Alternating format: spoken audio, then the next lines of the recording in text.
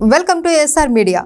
చిత్తూరు జిల్లా పుంగునూరు మున్సిపల్ సాధారణ సమావేశం మున్సిపల్ చైర్మన్ అలీం బాషా అధ్యక్షతన గురువారం మధ్యాహ్నం నిర్వహించారు.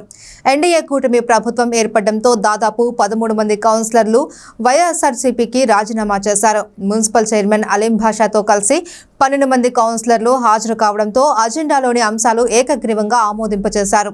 ఈ కార్యక్రమంలో municipal commissioner Narasimha Prasad Reddy, municipal సిబ్బంది పాల్గొన్నారు.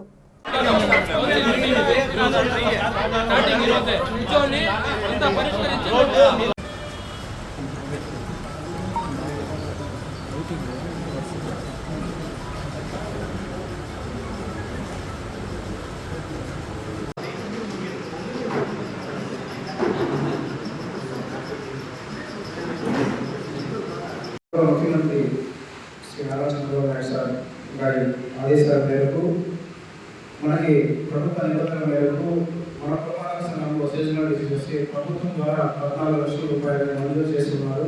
కాబట్టి మేజర్ ట్రైన్స్ ఏవైతే ఉన్నాయో అవన్నీ కూడా మన గవర్నమెంట్ మేజర్ ట్రైన్స్ అన్ని కూడా క్లియర్ చేస్తూ ఉన్నాము. అలాగే గౌరవ కౌన్సిల్ సభ్యులు అయినట్లుగా బకాయిల మీద దృష్టి సారించాం. ఆల్రెడీ నిన్న కూడా 8 లక్షల రూపాయలు రికవర్ చేయడం జరిగింది. తండ్రి వారిని ఉపేక్షించకుండా చట్టపరంగా చర్యలు తీసుకుంటాం. అలాగే వందపూర్వకంలో ఎవరైతే అనధికారికంగా అప్రూవల్స్ లేకుండా ఇరిగేషన్ సెక్షన్ ఆక్యుపై చేశారో అందరికీ కూడా నోటీసులు మంజూరు చేసి కఠిన చర్యలు తీసుకుంటామని చట్టపద్ధతిలో పనిచేస్తామని తెలియజేస్తాము.